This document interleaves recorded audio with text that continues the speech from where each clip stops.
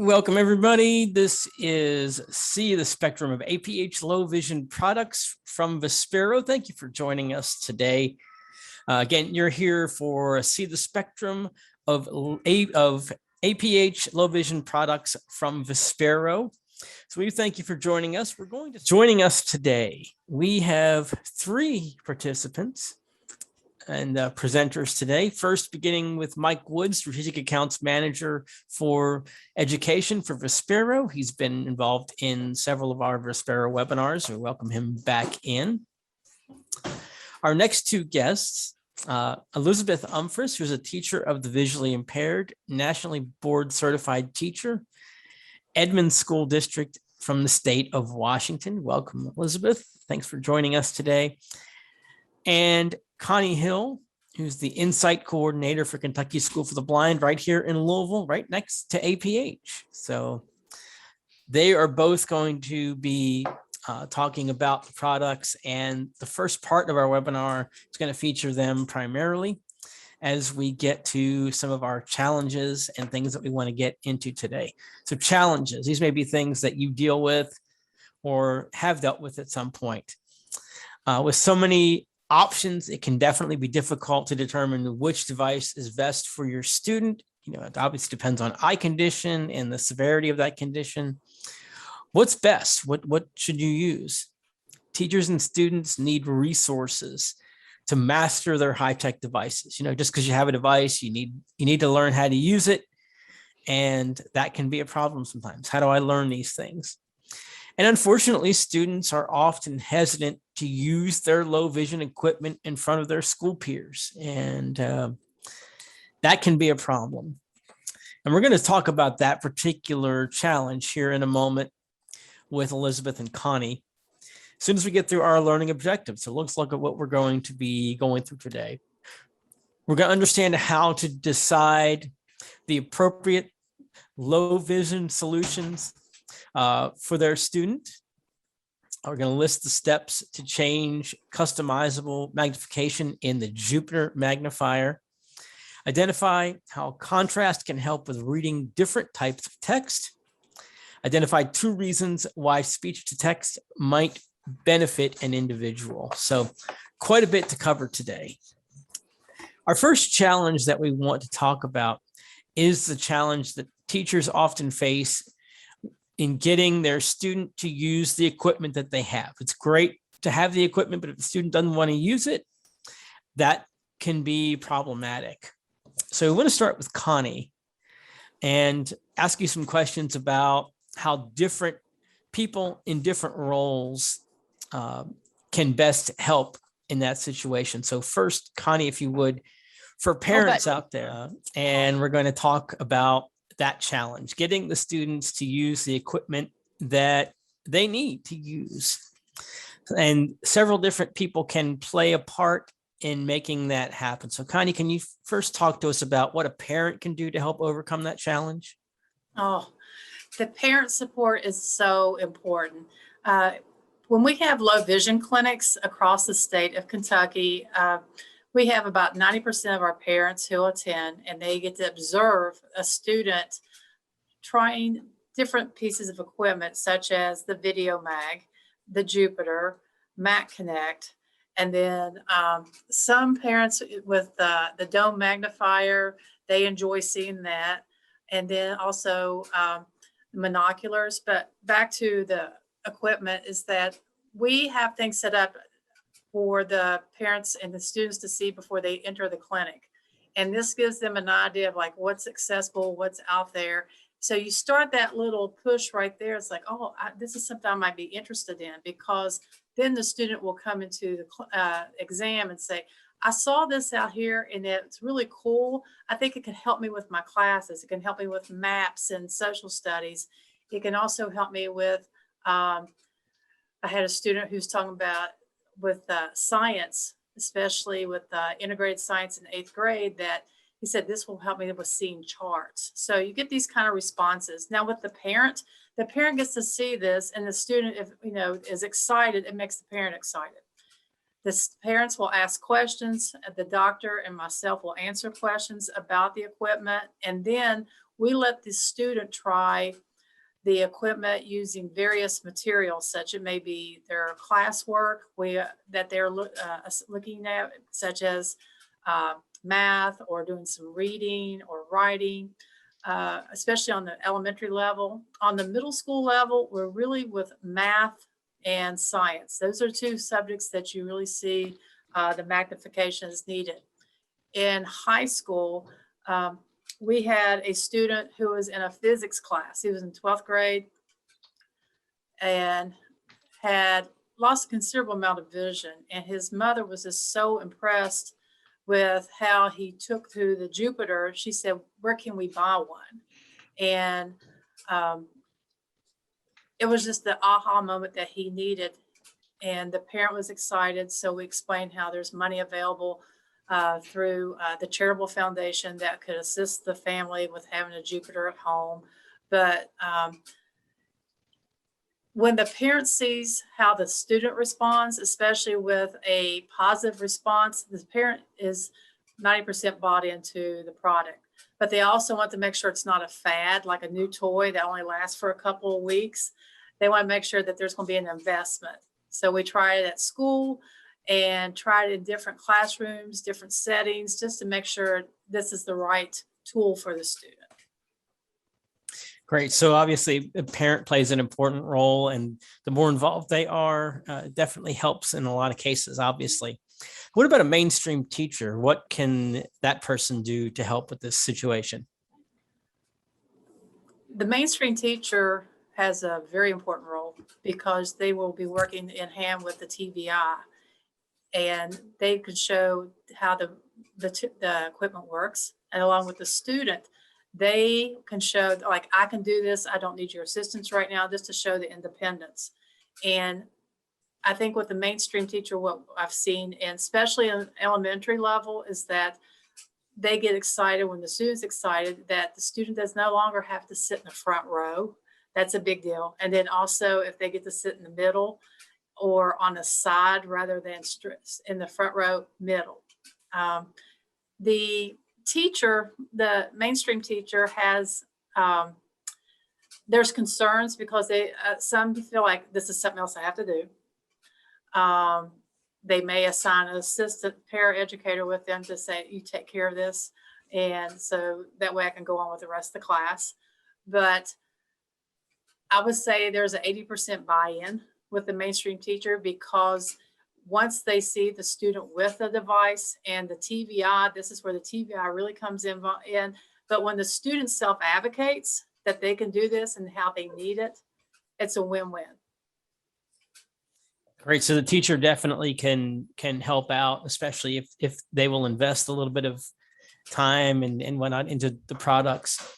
As we get into older students who start to use vocational rehabilitation counselors, how can those counselors help in this situation?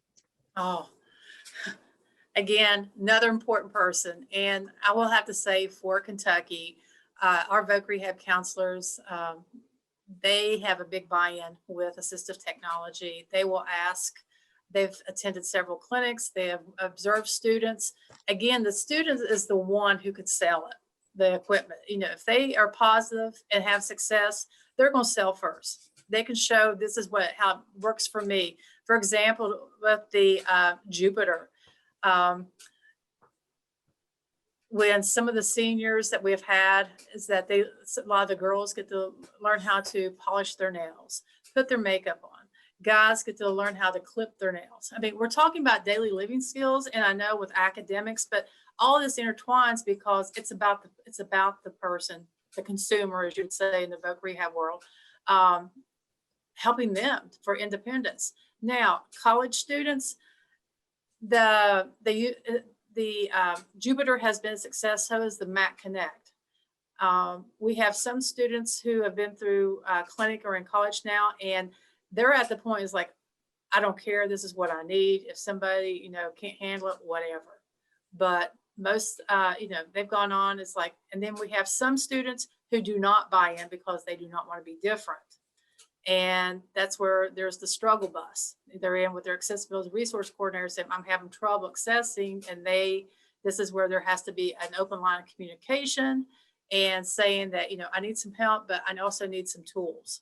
Again, it can go both ways there, but we had a student 2 years ago who received a Jupiter in his physics class, and he had his laptop on the side because he was using his Jupiter as a distance tool to collect the information. He was typing on his laptop with Zoom text.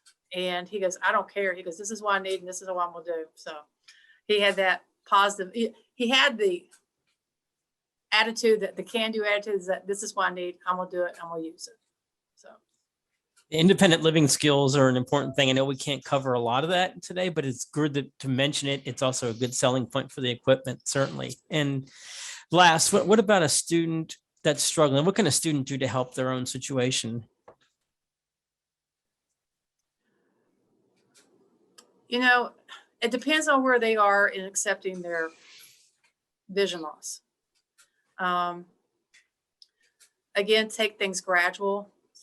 I can speak about one student. I will not give the background of the student, but the student really has lost a considerable amount of vision and wants to go to college, wants to do things, but does not want to stand out, even though they need that material. So we've come up with a couple of things. The student says, well, can I try the equipment without anyone around just to do my homework? Sure. Can I, when I'm at school, because they're in public school, can I take to the resource room where I'm the only one there with the TVI? This is a gradual approach. This is what we're working on right now. We're hoping that the goal is by October that the student will be more comfortable in just trying in one class. And that's going to be an English class where she has to do a lot of writing. So again, you just have to take baby steps. You have to really know to your kid, but you also, it comes in with understanding their vision with their vision portfolio. How much have they learned about their vision? And again, it's the acceptance of that. It's definitely a difficult process, and we appreciate the tips that you've been given. We'll come back to you in a moment, but Elizabeth, Connie just mentioned a vision portfolio. I know you have something like that you use. Can you describe a little bit about what's involved in that whole process? Yeah, so, and I'm not going to take ownership over this. Somebody else taught me this forever ago. And like good TBIs, we steal from people that do things awesome. And then we look awesome. So I'll share my screen real quick to show what it kind of looks like. And you can use this in many different ways. The good part of this is that it gives kids ownership over their vision. Like Connie was saying, it gives them a chance to Google their vision. Maybe they've never looked it up or researched it or anything. And then this is a way to have a tangible way to share with students, to share our fellow peers or teachers all over your school about your vision. We've done this in many different ways. I've had some kids that want to do a whole presentation with this in front of their class and show everybody. Some kids just want to hand it to their teacher at the beginning of the year. Some kids, we don't do this whole PowerPoint presentation idea. We do just a letter. So the main thing, so this is my little girl Nellie, and she chose a photo of her making a really silly face, pulling her mouth apart with her fingers and sticking her tongue out. So I let them basically pick everything. You pick the color, you pick what you want on the photo, on the picture in the front of it. And then we go into what about them, because I feel like this is their vision is part of them. It is for sure, but it's not everything. And so we really need to focus on all those other pieces of them as well. And so for her, she was 6 at the time. Now I think she's 9. First grade, likes giraffes, likes LOL dolls. Her favorite food is Nutella sandwiches. Her favorite subject is art. And then at the end, we introduce her vision. I have albinism and astigmatism. That way she's really, we're focusing on all the other cool things that are about her. And then the vision is kind of the next piece. And then this is her little explanation about her vision, that she has albinism. This means my skin, hair, and eyes are light colored. Nystagmus, sometimes my eyes dance on their own. How she was explaining her vision. And then we go into the things she uses at her desk. So then prior to school starting, her classroom teacher, anybody else she'll be working with, her peers even, will see all these things and know that these are the kind of things that she will have at her desk. These are the kind of things that she's using. So for her, slant board, dark line paper, personal magnifier, braille writer, iPad, Jupyter, and then we put pictures of her using all of these things. Same thing as a distance, but I didn't put pictures. So Jupyter, copies of teacher notes and instruction on the board read to me. And then for her, things outside were really big because she has albinism. So her sunglasses, hat, sunscreen, and then friends to say their name. And she wanted her exact hat and everything. So they really get into this. It builds up their confidence and gets them ready to share. They really like to share for the most part. And then the last slide I always have her explain who I am too, because then if we're doing this at the beginning of the school year, then people know, why am I coming in and then leaving? Who is this strange person that just comes in and sits with her at her desk sometimes? So we introduce me, and then that way her classroom teachers and anybody who works with her has my information as well as an itinerant, so they can hunt me down quickly. But again, you can show this in many different ways. You can just give it to the teacher at the beginning of the year. I usually have my students do it at the end of the school year for the following year, so then we're already ready. And we use all of their software and things to do this. So we use magnification and all those things. So they're using all their technology to create their portfolio to then share with everybody. Sounds like a really good comprehensive tool and describes their situation really well. And Connie, I understand that you utilize a similar tool. So can you describe your tool that you use and give some examples of how it works? Well, the vision portfolio that we work with is that it's divided by grade level, K through 2, then 3 through 5, 6 through 8, 9 to 11, then 12th grade, because 12th graders really concentrating on, can they self-advocate? Do they know their eye condition? Do they know the eye anatomy that is affected? Because we also do dissecting every other year with students. So I like to use a pig's eye. And at least it gives the students a little idea about what's inside the eye, even though the eye is avascular, it has to have a blood supply, is that they get to see the pupil, they get in the sclera and the cornea, and on the back, they get to see where the optic nerve has the casing. And then inside, because you can flip the inside, it's kind of, kids say it's gross, but some of them like it. You can flip the inside and you can actually see where the iris was attached. And it just makes a big impact on the students, because then they'll start talking about, well, with my eye, I have my retina has been detached and how it bothers me and just different things. But again, it gives the students, it's their voice, and and what they put into it is it's them. You know, it's all student driven. So a lot of students who have started here in kindergarten, they have one now, some here till 9th grade. We have some students who start our school in their 12th grade. So we're on a jump to get things done, because we like to include about what's the career path? Are they taking the college route? Okay. Have you done any research in any colleges in Kentucky? Have you looked at private colleges, public colleges? Let's look at work. What work are you interested in? How are you going to use your vision at work? So things what tools will you need? For example, a student was working at Kentucky Kingdom, and he knew he needed to use his phone for some things, but he was able to take his Vizio book at the time, and because he was doing park passes, but including things that you need. Also, if you've worked with the accessibilities resource coordinator at a college, things you need to have ready for them. Also, transportation is important. What transportation are you going to use? Do you use a cane? So if you have O&M, what skills have you been working on?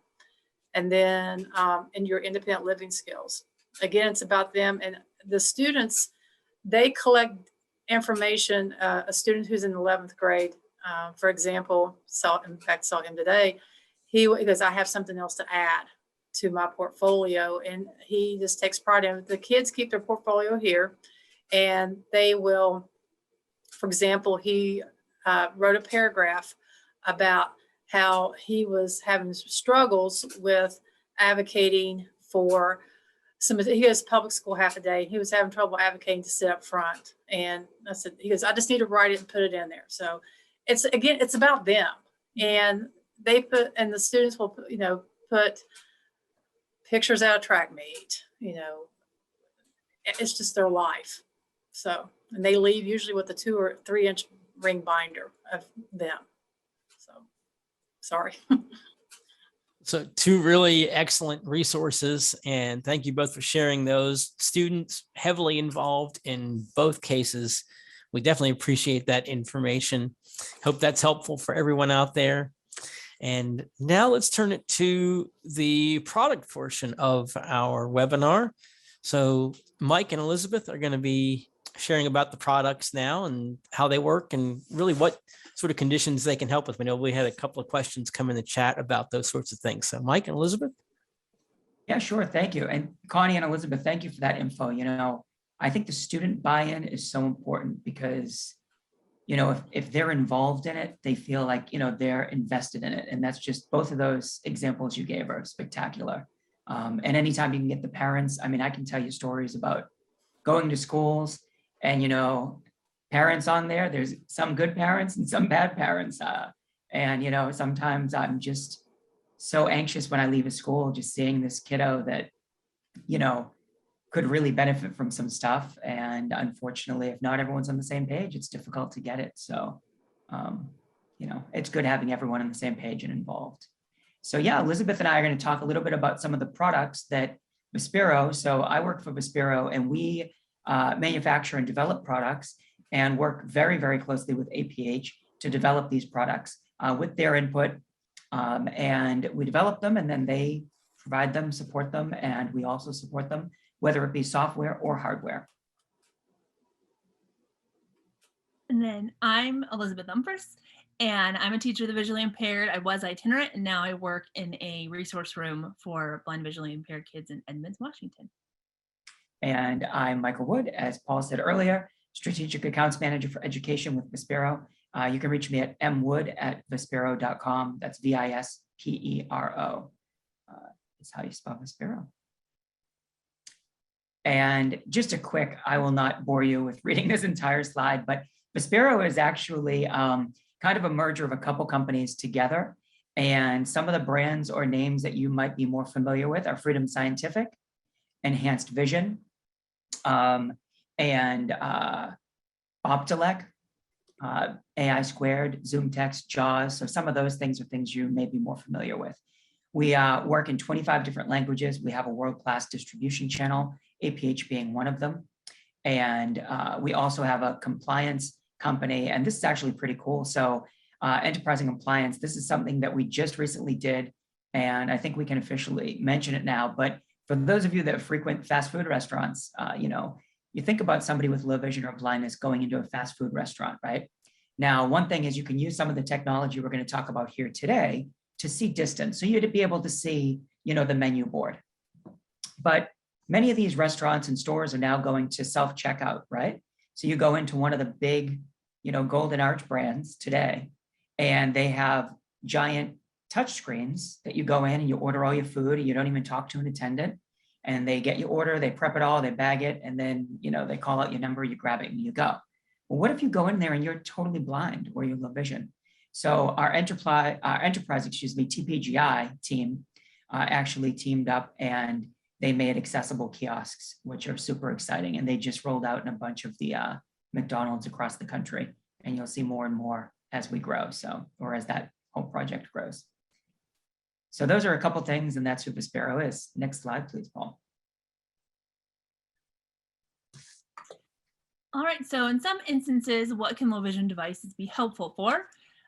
Reading books, newspapers, seeing smartboards, chalkboards, recognizing faces, seeing teachers at the front of the classroom, any presentations, cooking, sewing, fixing things around the house. Like Connie said, all those daily living skills of putting on makeup and cutting your nails, selecting and matching coloring clothes, lighting conditions, and reading traffic signs and names of stores.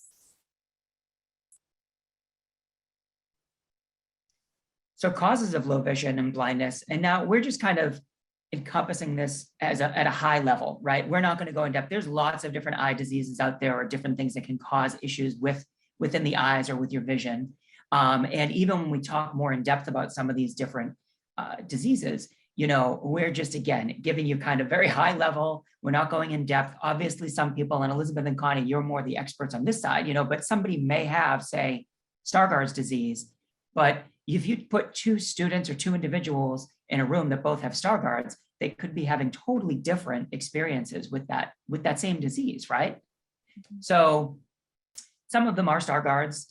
Age-related macular degeneration, of course, that's more typical in more of the age-related, more senior, older group. Retinitis pigmentosa, I can never say that one. Retinitis pigmentosa, albinism, nystagmus, cataracts, diabetes or diabetic retinopathy, and glaucoma, to just name a few. So whatever the cause is, whether you've lost your vision totally, and with low vision, oftentimes it cannot be restored. And so there's devices out there that will allow you to utilize and use what functional vision you do have available still. And with that said, I also want to say, you know, I think starting the students younger, you know, if you can find the issues early on and get them using some of this technology, especially on the software side, it's especially wonderful if they do have something that is progressively going to get worse, to kind of start them out on using something like Zoom text maybe, and then transition them to something like Fusion, which we'll talk more about, because you knowing that their vision is going to progressively get worse. Next slide. So the first one we're going to talk about is Stargardt's disease. And again, high level, you know, there might be some different things that come through or that you experience with Stargardt's than what we're mentioning, but it is an inherited eye disease. Causes loss of the central vision at a very young age. Usually affects the macula. So like Connie was saying, you know, knowing about these different sections of the eye is also kind of important to know. So this affects the macula, which is the area of the eye responsible for your central vision and seeing color and fine detail. Symptoms are very similar to that of age-related macular degeneration. And it does cause progressive vision loss, and in some cases, almost near blindness. So it normally starts between the ages of 6 and 12 years old. And the next slide that we have actually kind of gives you a visual. So for those of you on the call that are sighted, the left-hand side of this image is what you would see on the photo. And on the right-hand side, so the photo is just cut down the middle. It's a photo of a family. It looks like a father and his wife with the son and daughter at a breakfast table with some very good-looking blueberries and strawberries. Looks like coffee on the right-hand side and some jam and honey maybe. And so in that photo on the left-hand side is what you would see with, you know, perfect vision. And on the right-hand side is with someone that has Stargardt's, what they might experience or what their vision might look like. And then the next one is glaucoma. Again, like what Mike said, these are just quick overviews. There's so much in all of these. Glaucoma is a group of eye conditions that damage the optic nerve. Damage is usually caused by fluid buildup in the front of the eye that increases pressure inside the eye. There are no warning signs and it's very gradual. So that's where regular eye exams are very important, especially as TBIs. If we know a kid has glaucoma or we saw one in an eye report, but they haven't been an eye doctor in 2, 3, 4 years, really be an advocate for that kid. And then the next slide, like Mike said in the last photo, it's the same photo.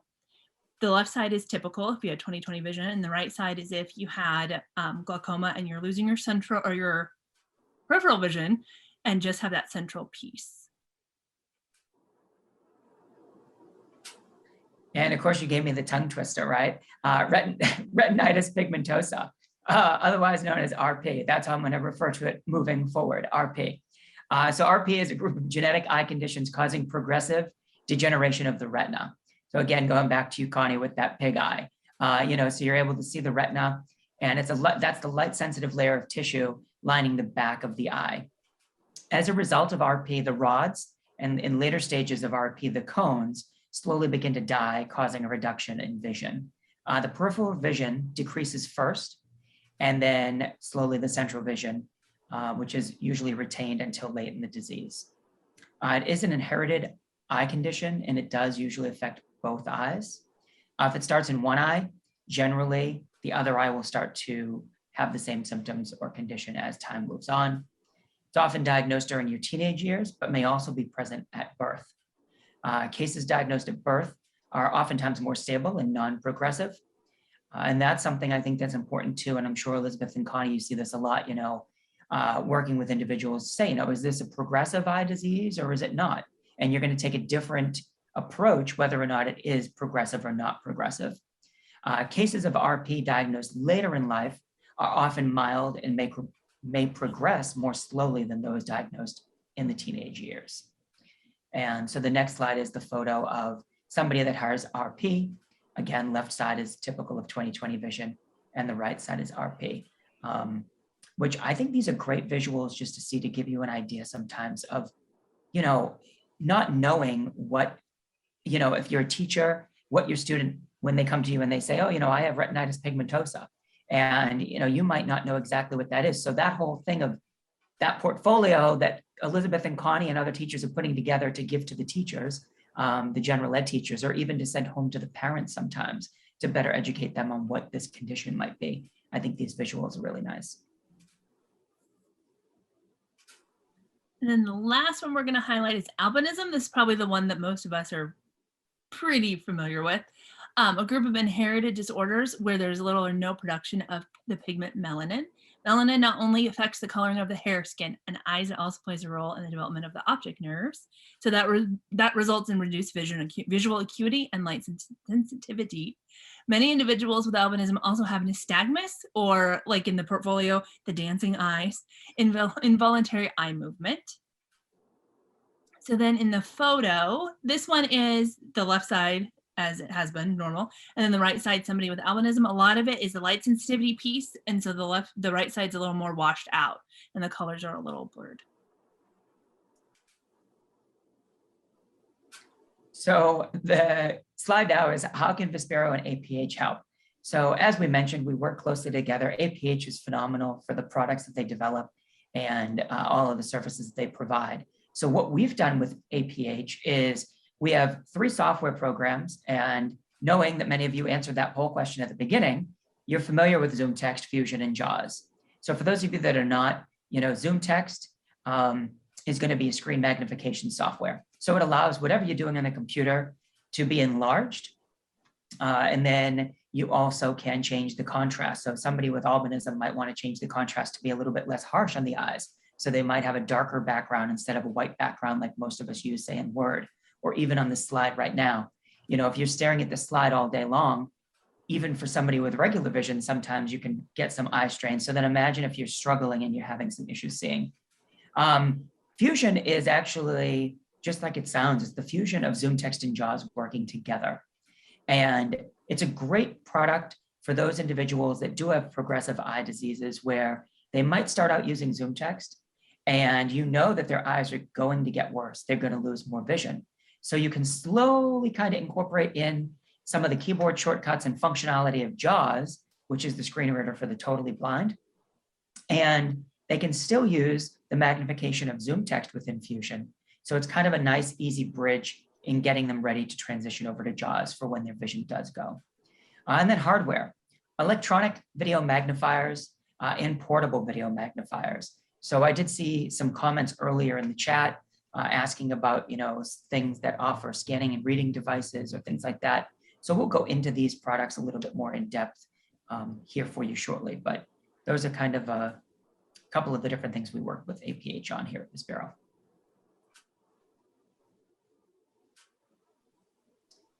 So software, as I mentioned, Zoom Text is your screen magnifier, JAWS is your screen reader, and Fusion is your kind of the merger of screen reading and magnification in one. Now, some of the stuff I would like to mention is there's some cool things in these products. So, and all of the stuff that we do in these products comes from end users and teachers and students basically telling us what they want to see in our product. So for example, inside of JAWS and inside of Fusion, one of the new things we have is Picture Smart. And I'm not sure, Elizabeth or Connie, if you have any students that have used or talked about Picture Smart, but no. So some even the crowd might have. So Picture Smart is something where if say you're a student and you get a photo in a textbook, or maybe your friend is sharing a photo on social media. And if you're totally blind or really low vision, you're going to struggle with that photo, right? Unless you have somebody there to say and describe that image to you with a photo. So what JAWS added first, and then it's in Fusion as well, is this thing called Picture Smart. And it will allow you to actually basically kind of scan the image, and it's within the software. The software sends that out to a server, kind of analyzes it, and it comes back and it tells you what's in that photo. And it's really cool because if you were to do a photo, say, of the Golden Gate Bridge, it will come back and it will actually describe the bridge to you, and it will say Golden Gate Bridge. We did some stuff a couple years back when this feature came out, and there was a photo of a young woman sitting in a golf cart, and on the front of the golf cart in the photo was the name of the, I guess, the greens or whatever, what's the word I'm looking for, where you go golfing, the country club. And it was on the front of that golf cart. It was really, really small. And Picture Smart actually picked that up and said the name of the golf course, and then also described the young woman in the photo and said, young woman in her mid-20s, blonde hair. So, I mean, it gets pretty in-depth. It's pretty neat. And then there's all sorts of other, functionality, but that comes from hearing things from teachers, students, and end users telling us what they want to see in the product. So those are the 3 products that APH provides as well that we develop.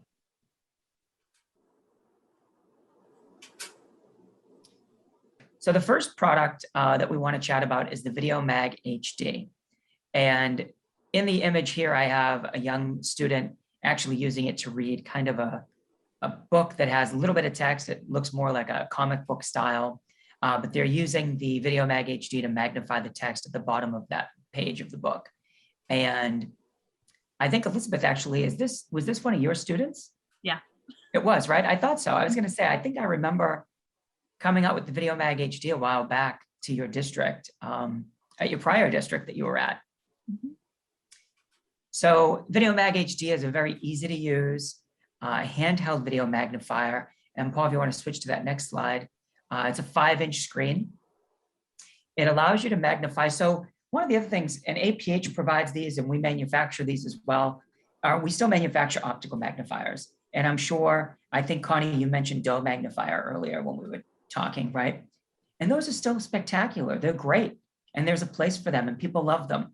But the only drawback with an optical magnifier, I tell people, is that you're locked in with that magnification, right? So if you start using a 4x or 5x magnifier, that's all you have with that magnifier. If you want to get a 6 or a 7 or an 8, you got to buy another magnifier. So then the nice thing is when you transition over to a video magnifier, you're getting kind of a wider range of magnification options. So with the VideoMag HD, you have a 2x to 14x magnification range. And of course, that's going to be different depending on the size of the font that you're reading, but it can magnify from 2x to 14x. It's fairly lightweight, coming in at only 10.5 ounces. One of the key features, and I know that when APH was looking at different products to kind of bring on board and working with us to manufacture the VideoMag HD, was the fact that when you're gliding this across the text, you don't get any blur when you're reading. And that's really important. It does have a built-in reading stand. That built-in reading stand also flips out and becomes a handle. So for those students or users that are used to holding this unit, and used to using something like an optical magnifier, you've got this where you can flip out the handle and hold it like a regular optical magnifier as well. It has a 3-hour continuous use battery life. One of the things I like with this is you can also swap those batteries out. So they are rechargeable, but maybe you're in a location where you're stuck and you don't have an outlet to plug it in. If you carry a couple extra, AAA batteries with you, you can just throw in 4 regular AAA batteries right in the back, and this will work for you as well. The HD in the name stands for high definition. And with that high definition, you get a better quality image. So when you're magnifying and things like that. And it also has some functionality built in, such as 20 high contrast color viewing modes. You also can add a guideline for reading and masking to cut out on visual clutter. This product is $499 on quota as well as non-quota. So if you wanted to purchase this using cash, for those of you on the call, I forget the percentage that Betsy Ann mentioned, but I think 47% of you don't have access to quota funds. This is still available to you. Couple of the nice things with this too are that it is rubberized around the edges. So I think Elizabeth and I were talking about this when it first came out, right? And I'm sure Connie, you've experienced this too. These products take a beating. Yes. They're getting thrown around, especially with the younger kiddos. It's going to get knocked off the desk. It's getting thrown in a backpack. If they're having a bad day, it might get thrown at you, I guess, too. So this thing takes a beating, it's rubberized around the edges. It can be dropped. I don't recommend throwing it at somebody, but it is a very sturdy device. And Connie, have you used the VideoMag HD? Oh, yes. You We have several students who, especially elementary students, they take pride in their VideoMag. And they like being able to have the independence of changing the background and the font size.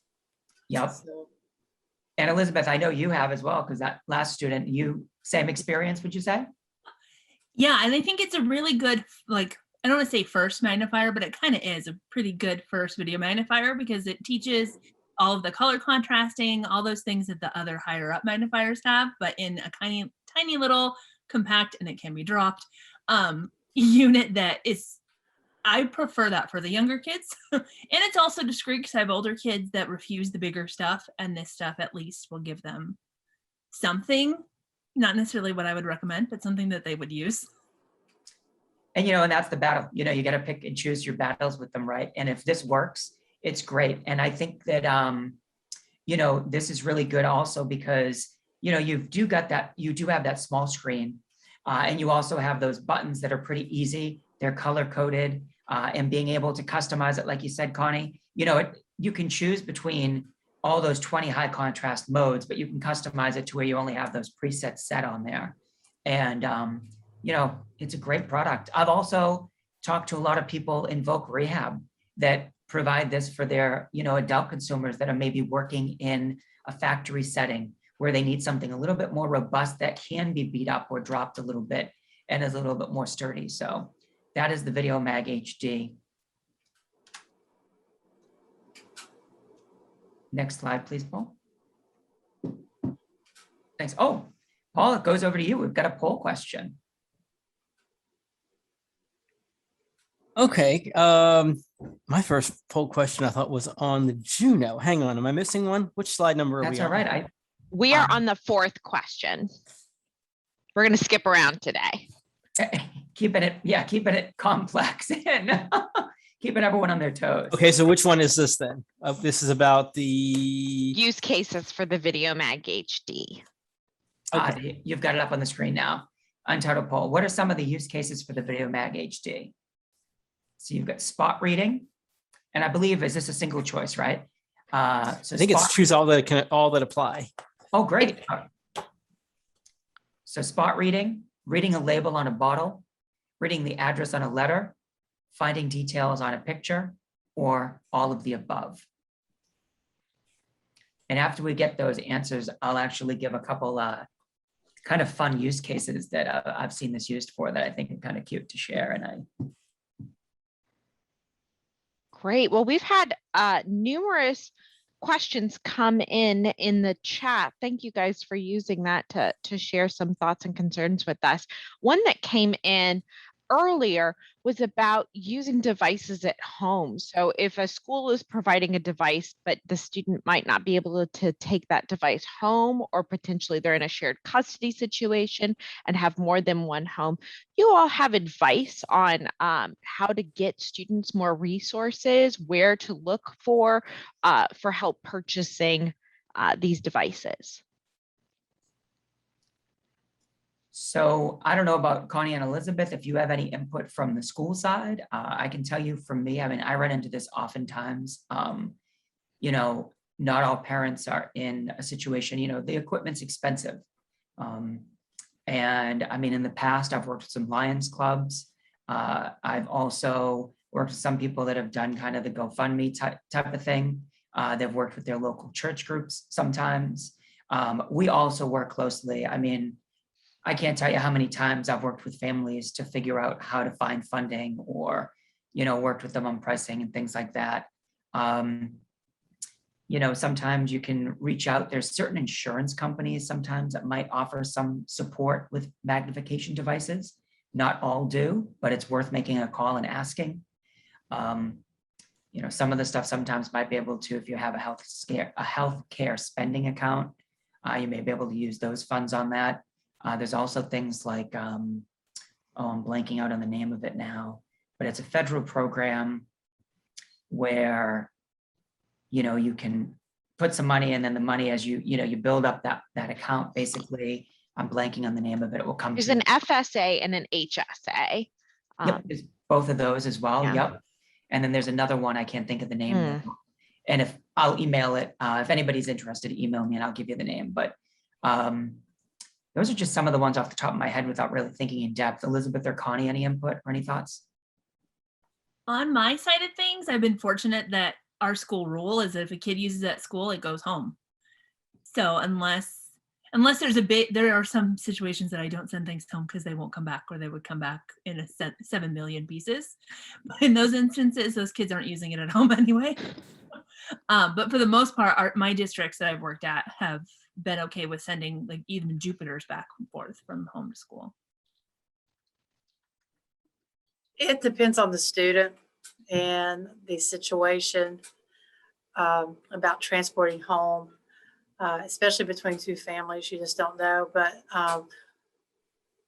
we do have in Kentucky, there are some different organizations. There's a state waiver that we have, and it's called Supports for Community Living. And they can obtain monies from there to purchase equipment. And then also we have, it's called the Kentucky School for the Blind Charitable Foundation. It's an organization that helps to purchase equipment, but you have to have a low vision evaluation. You also, there's certain format you have to go through. They just don't hand it out. So,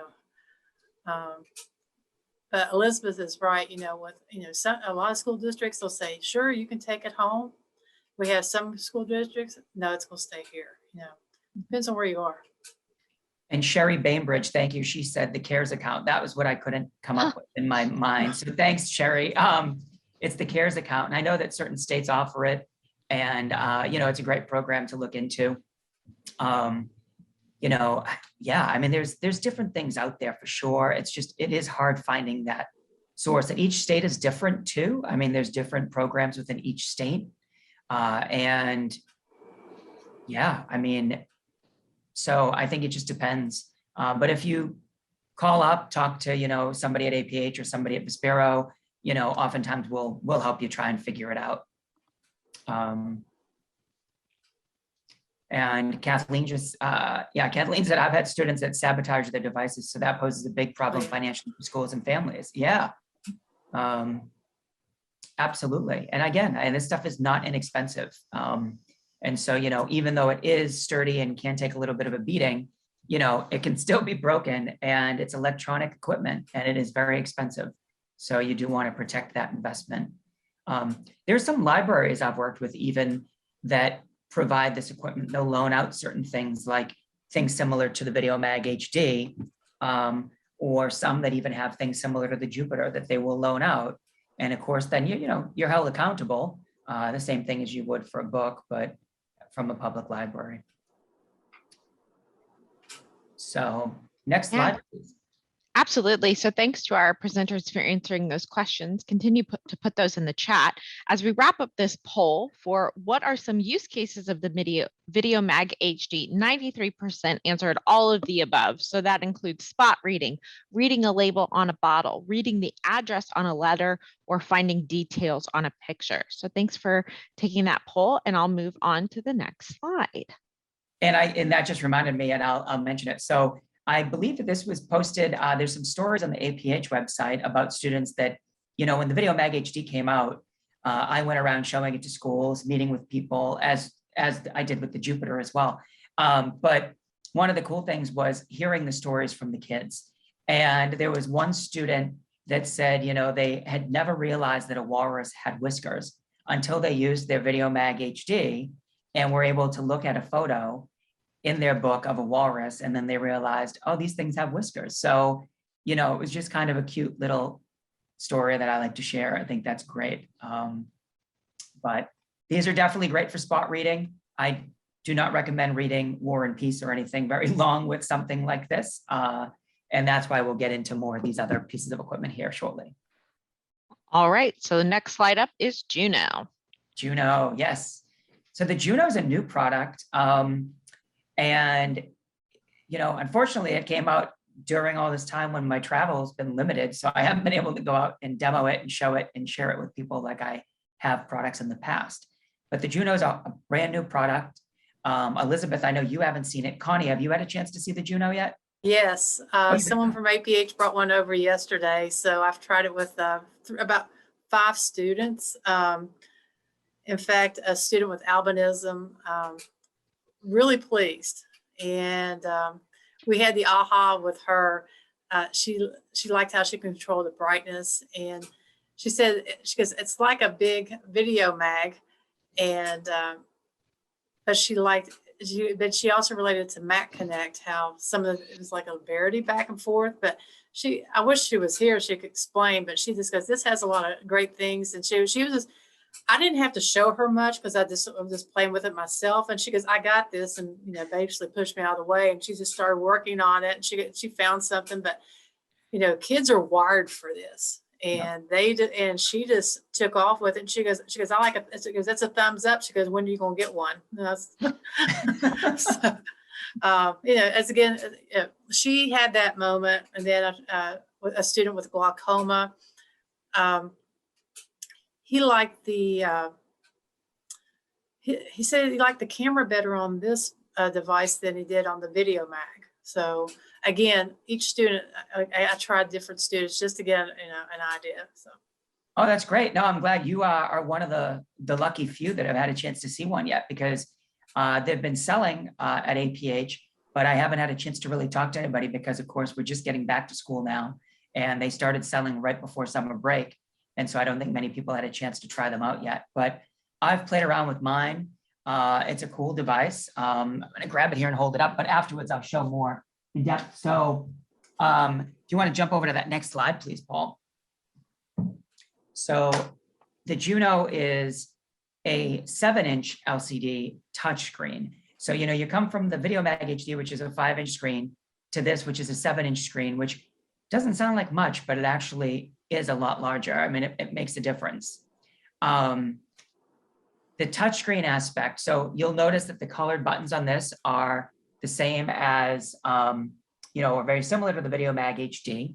So it's simple, easy to use with those buttons on the front to change your color contrast, zoom in, zoom out, turn it on and off. But with it being a touchscreen, you get all of those other features, which I'm sure is what that young lady was talking about, Connie, where, when you get in there and start diving into, the menu option, you can customize the speech, you can customize the contrast colors, all of that stuff. Magnification on this device goes from 2 to 30x magnification. So it's larger magnification, and part of that is because you've got a larger screen. The camera is a rotating barrel camera. So it's kind of unique in the fact that you can rotate it to do self-facing, distance, writing, of course, regular magnification, or even doing some hobbies. So it's customizable in the fact that that camera does rotate. And it might be hard to see there, but the camera basically just rotates back and forth depending on what you're doing. You can transfer files from the computer to the Juno. It supports JPEG, so kind of image files, pictures, PDF, docs files, and text files. It has 4 gigabytes of internal storage. It does have a USB-C port on the side, and that's where you would import those files by using that thumb drive. It also has a mini HDMI port, so you can output from this to another device. It does have lines and masking functionality. And I hope I was right on this, and I'm sure, Jim, you can yell at me if I wasn't, but non-quota, this is $1,295. And on quota, this is $1,095. Yeah, that's right. Thank you, Paul. So you can purchase this using quota funds for those of you that have quota. And for those of you that do not have quota, you can also purchase this. And those are the two prices there. But great device, really powerful. And again, this goes to show you basically the input. APH came to us, we worked with APH on this and developed this to their specs. So a lot of the functionality in this is all due to APH saying we want this, this, and this built into this product. And that scanning and reading capability is super helpful, especially when you talk about some of those vision conditions that we talked about earlier, right? Your eyes may start to fatigue towards the end of the day when you're reading a lot on your own. So you can switch over and have this read it to you. So that is the Juno.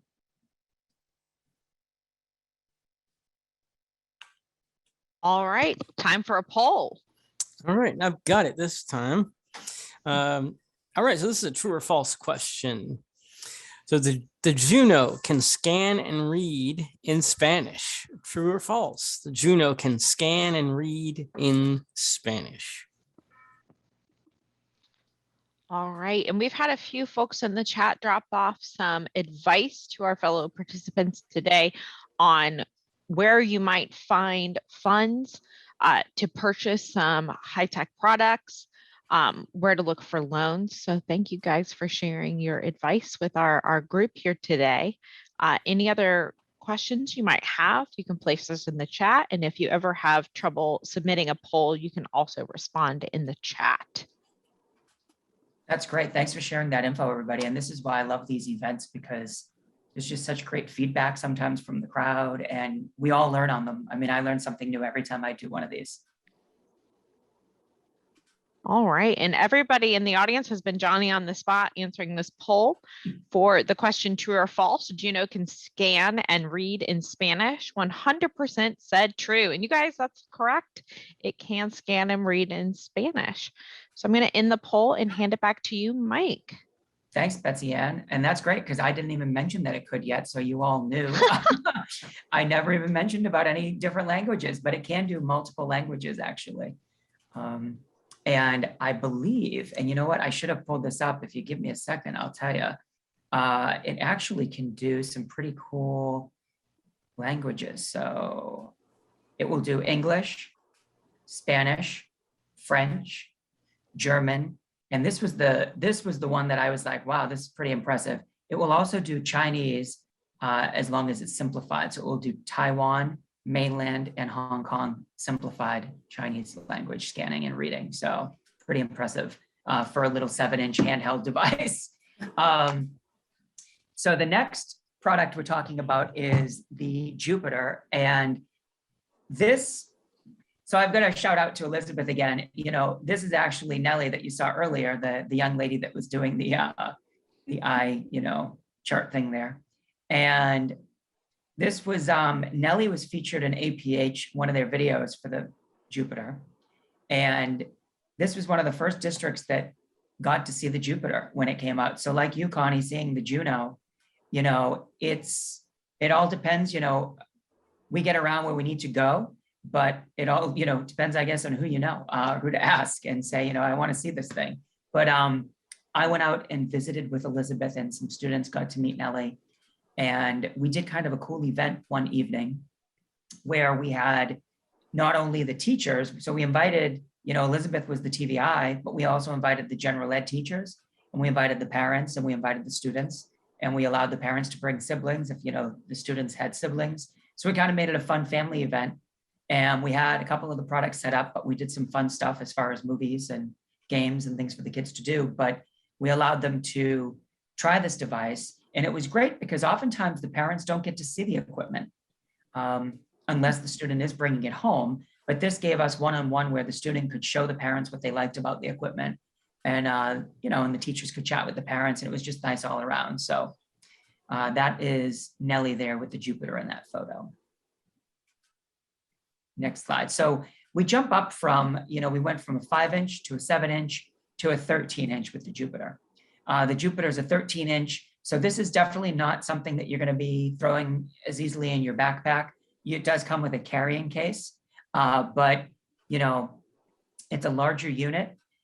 It's very powerful though. It has a 1080p high definition, full high definition camera. That camera can do document magnification, distance magnification, and self-viewing mode. So that comes in handy when, you know, I think Connie, you made a great point earlier with, you know, just daily living stuff, right? We're always focused on a lot of the things we do on the education aspect with the younger kiddos. But what about doing things like, you know, applying your makeup, cutting your fingernails, or putting on nail polish, brushing your hair, shaving? These are things that are very, very important, but we oftentimes forget to work with the student on, maybe, or at least from my side, you know, maybe on the TBI side, not so much, but on my side. So that's where that self-viewing mode comes in really handy. It has a 5-hour battery life. It is rechargeable, of course. It has a really unique freeze frame. So you can freeze frame an image, and then you can further zoom into that image and kind of pan around it, which is nice. The camera is movable, of course, so you can move it up or down a little bit. So if you're reading a page, and then that also allows you to move it to do your distance and self-facing. It weighs in at just around 8 pounds. This has 35 different color modes. You can customize this. You can also customize the magnification capability. So this goes from 1.4x to 20x, 2x to 32x, or 3.5x to 60x. So you can get pretty large magnification with 60x magnification. And then at that 60x magnification, you can then freeze frame it. So once you max out what the camera can do for you, you can freeze frame it and then digitally zoom in by twisting that magnification dial even further. And then that's where you can then pan that image. The price for this, for the Jupiter, is $3,200, and that is on quota and non-quota. So both parties out there, quota or non-quota, you can purchase this for $3,200. I do want to ask Connie and Elizabeth to just kind of share their feedback on the Jupiter, since both of you have had experience with it. And I believe some of the crowd also has had experience with it. So if there's any stories you want to share or comments you want to make, feel free to drop them in the chat. But Connie and Elizabeth, is there anything that you wanted to kind of mention with the Jupiter? I think the biggest thing is the distance, and how Connie mentioned earlier about students not having to be up front and center all the time and being like the poster blind child in the middle of the classroom. This, especially for Nellie, gave her the ability to sit at her table group with her classmates and focus in on what the teacher was showing, look at the whatever chart the teacher was showing, and being able to be a part of the group, rather than initially she had to sit next to the teacher's presentation station, look at the teacher's computer screen, or even go up to where the chart was and be really close. And that, I mean, that's not fun for anybody. So that helped huge for her. Yeah, I think, sorry. No, go ahead, Connie. Go ahead. No, I was just going to, a kindergarten student out in the state, she was able to have her Jupiter on the floor with during circle time. And when the teacher was reading the book, she didn't have to sit beside the teacher. She got to move around. And what she liked is that how, you know, giving her that independence of using the camera to turn the camera to where she could see when the teacher was presenting different materials about a story. And the students in her class were very supportive. And that's the thing about when you're with the younger group, is that how their buddies have a buy-in with what they're doing, and they want to be a part of it. So just a positive moment. Yeah, no, that definitely is. And I mean, prior to selling low vision equipment, I used to work with software for reading and writing disabilities. And, you know, when we were working with the kiddos on that stuff, it was like, you know, if you can get one of their peers to kind of talk to them about it, I mean, they just get that much more buy-in, because who wants to listen to an adult? We know nothing, right? And, you know, it's like, I want to hear it from my friends. And, you know, I always used to tell the teachers and, you know, the parents is, you know, let them play around with it. Just like that young girl that was like, move out of the way, Connie, you know, or, you know, I'm going to do this. You know, they play around with it, and then that wears off. You know, teachers used to say, well, what about, you know, them changing the voice and speeding the voice up and this, that, and the other thing when they're doing that. They're going to do that at first, but I find that that gets old quickly for them. And then once they find where they need to be at, they stick with that, you know, but at first they're going to mess around. And I think that's the same with peers too. If you give a table group or whoever's sitting with the kid with the Jupiter, give them a chance to play around with it and kind of use it. Or when the kid's not using it, why not? Go ahead and jump on it and put your book underneath. It's not hurting anything. And then it's not such an odd, weird, different thing. It's something, just a piece of equipment that's used in the classroom. It is primarily for one specific student, but anybody can use it. We've used it to magnify pumpkins, and pumpkin guts is the favorite. And so every year there's always teachers that do that, and we put pumpkin guts under it, and then everybody can come and look, and it's super cool, and just making it kind of a normal thing. See, and that's the stuff that's fun, I think, is, you know, being creative with it and doing different types of things and lessons like that, where everybody can kind of get involved. And that does make a difference. And, you know, the camera quality on this is spectacular. I mean, this is the #1 selling magnification device that APH has right now. And I mean, it speaks for itself. I mean, it's just the distance capability on it's phenomenal. You know, the customization of it. And, you know, I know we've done some webinars in the past where we've gone into the menu functionality. And for those of you that want to see that, feel free to email any of us and we can send that to you. But, you know, to go more in depth, because we're not going to get super in depth today as far as the functionality of customizing it for the individual. But I'm going to just take a quick second here. I see the chat thing pop up and my ADD goes a little hectic.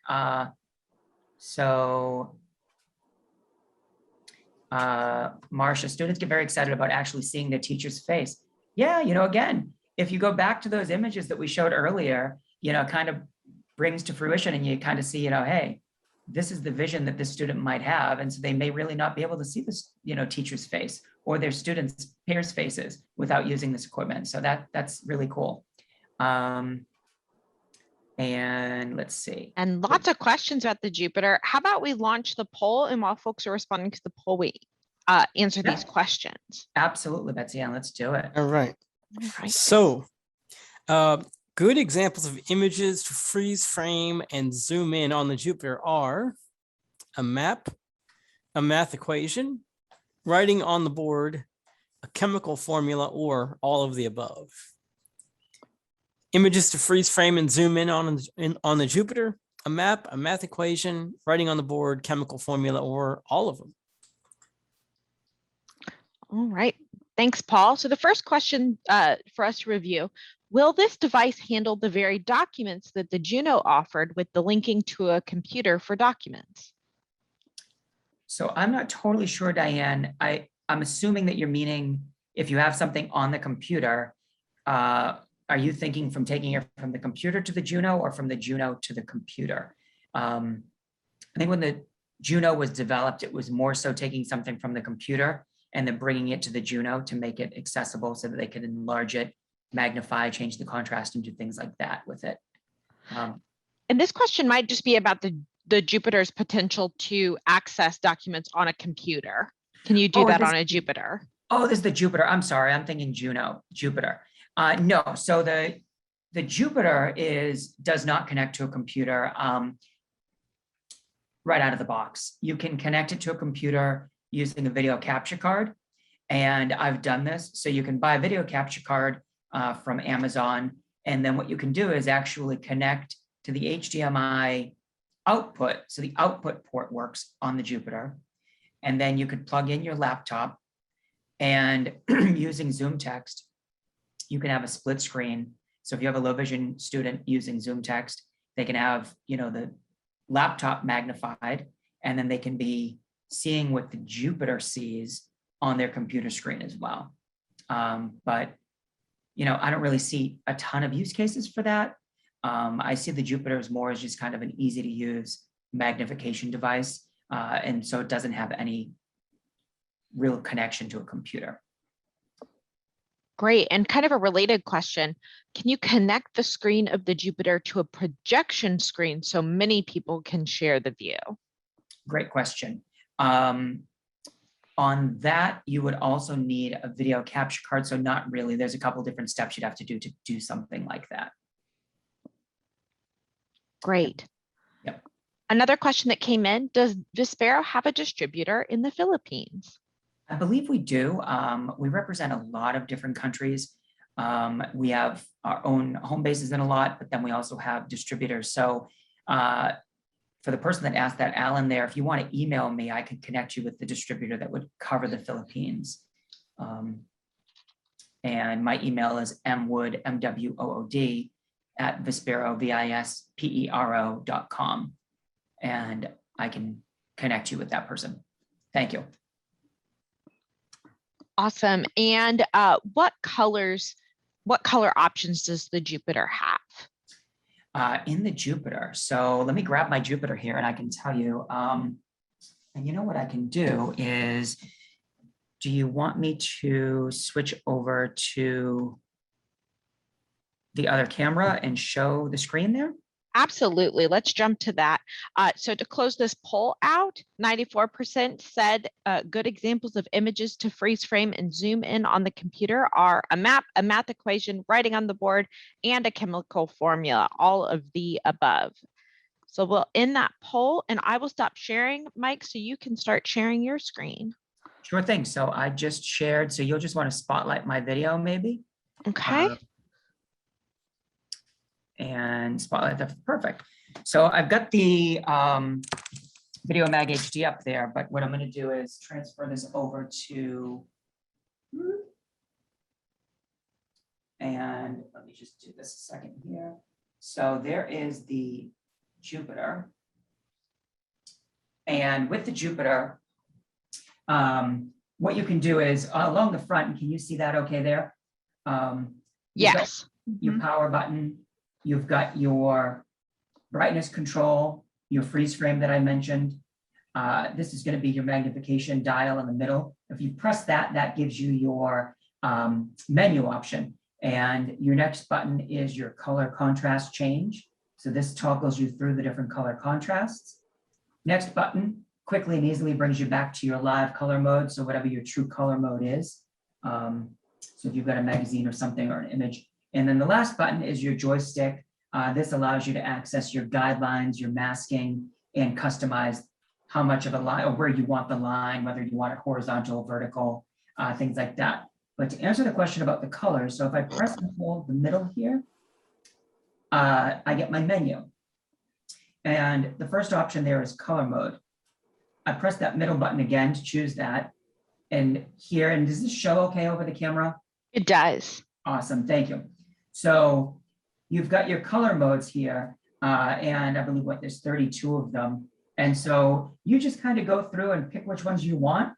And when you pick the one you want, you just press on that color and then it highlights it with a red cube or highlights that in a rectangle. The ones that are unselected are in a gray rectangle. And you can select or deselect as many as you want and go through, customize it, and then just turn that knob until you get to the bottom where you hit save.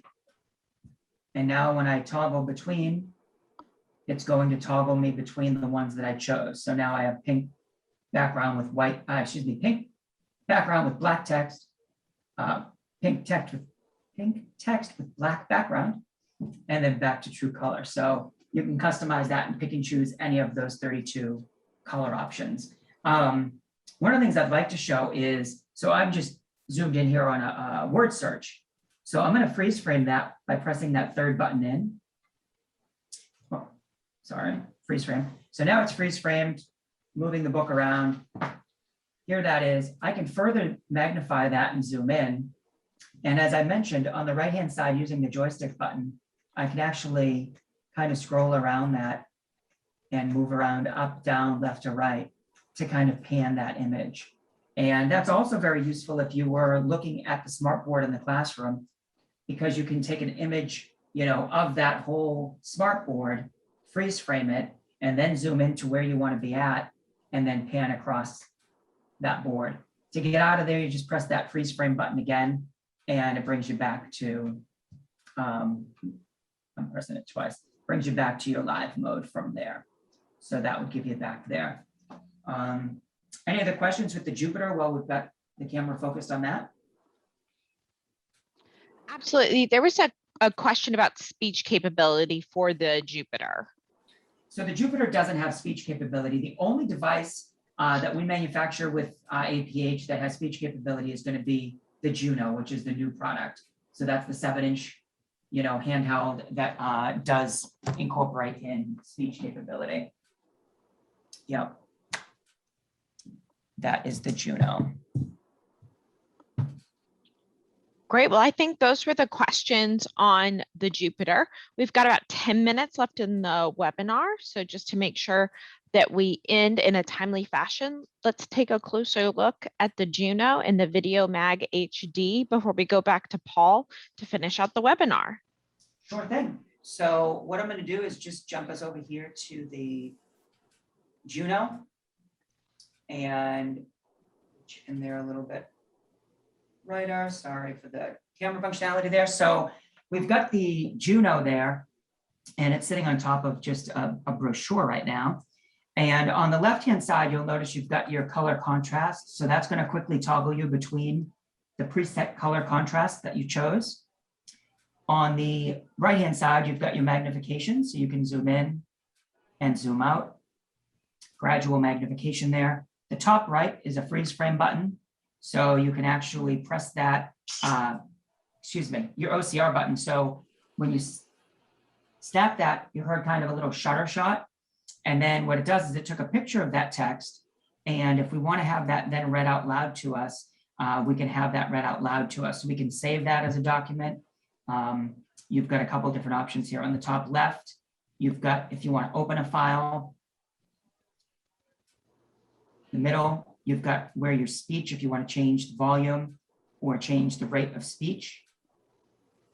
On the bottom, that's going to bring us back. Bring us to the menu. Top right is going to close us out.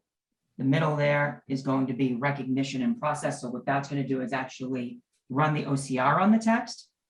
And what that then does is it does the scan of that text that I took the picture of. And if I hit play, Real Scientific and F partner to develop the VideoMag HD, a durable handheld video magnifier. So it might be hard to come across there. We're going to be doing an actual webinar on this coming up, I believe, is it in October, Betsy Ann? October 21st, yes. Thank you. So the 21st, we're going to have one on just the Juno. So we're going to go more in depth about this functionality, but you can see here, it's highlighting each word as it's reading it. And then if I want to go back, I can save that document, or I can just go back to and close out totally and come back to my live view. Where that camera on the top actually is really neat is that fact that it does swivel. I'm going to just actually go back to live color mode. So you can see I can do a little bit of distance. And if I flip it around, I can do a little bit of self-facing as well. And this will do, I think this is a great device to be able to take to, again, restaurants where you're going to go and you want to see the menu board up in front of you in a classroom. It's not going to give you as great a distance capability as the Jupiter would. But, if you don't have to sit in the very front row to use this, but you don't want to also sit in the way back to be using this like you could with the Jupiter. To kind of go a little bit more in, you can add guidelines on this. Masking. You've got a pretty in-depth menu functionality here where you can customize the voices, you can customize, your reading settings. As it reads, do you want it to highlight each word individually? Do you want to have it get rid of the exact view and just show text? Do you want it to give you kind of like a stock ticker of just one complete line of text with, highlighted words as it goes? So you've got those options. The languages that I mentioned earlier, you can choose and select what language it's going to read it to you in. It doesn't translate for you, and then you can come in here and turn on the talking menu, for example, which I think is pretty cool because what if you don't remember what all of these different buttons do? You can turn on the talking menu, and when you press the button, it actually tells you what it does before it selects it. So that's kind of a cool little feature. So that is the Juno. Did any questions come in with the Juno while I was demoing that? No. Okay. No questions. All right. right, so, and then as far as the VideoMag HD, one of the things with the VideoMag HD is it's a pretty, small device. You can see the size difference here.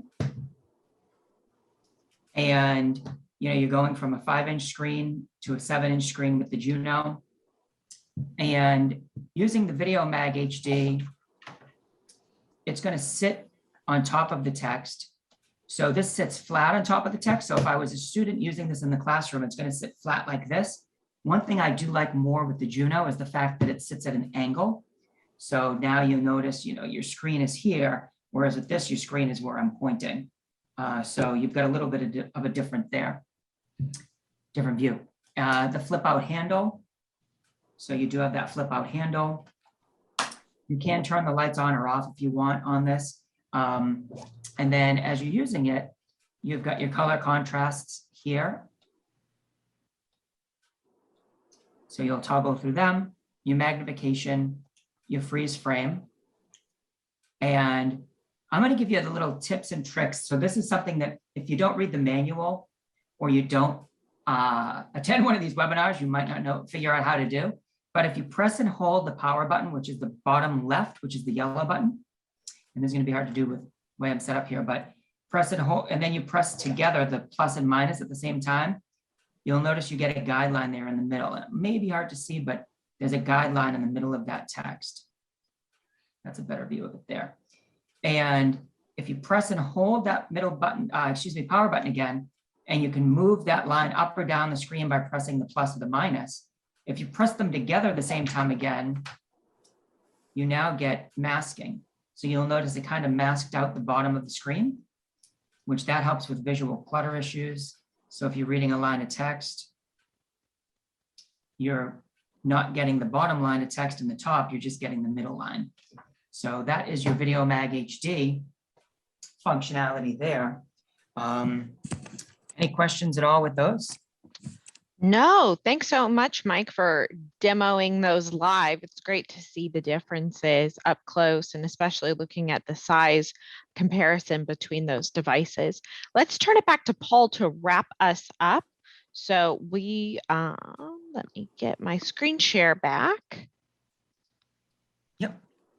And we will move through the final slides. All right, so let's go through our discoveries today. We've learned that low vision portfolios can be really great tools to encourage students to use their equipment. We've seen that Vispero and APH provide resources to help teachers get their students comfortable and confident using that equipment. Between the Juno, the Jupiter, the VideoMag HD, and Zoom Text, there's a solution that will work for your students. And Betsy Ann just put up there the link for Freedom Scientific. You need to get in touch with them or get more information. Let's look briefly at these products. The Juno, as we've said, $1,095 on quota, $1,295 not on quota. 1 year warranty for that device, and got the link there to get more information or to make a purchase on that. We'll move to the Jupiter. Price for everyone, quota or non-quota, is $3,295.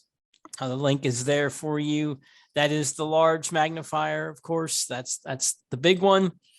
Not meant to be necessarily portable, but desktop magnifier, 13-inch screen. Think a lot of laptops are 14 and 15-inch screens. It's almost the same size as a regular laptop screen.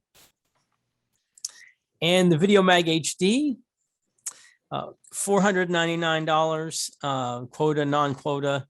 The 5-inch screen. A lot of folks say this is the first video magnifier. A lot of great uses for that. For many different situations. And then finally, Zoom Text. We have the $90 student license available from the portal. We've got the link up there for you for that as well, so you can see how to reach that. If you have questions about any of these devices, there are several things you can do. You can send an email to Mike mwood@vispero.com. You can also contact training@vispero.com if you have specific things that you want to know about devices. And you can always contact APH customer service, cs@aph.org.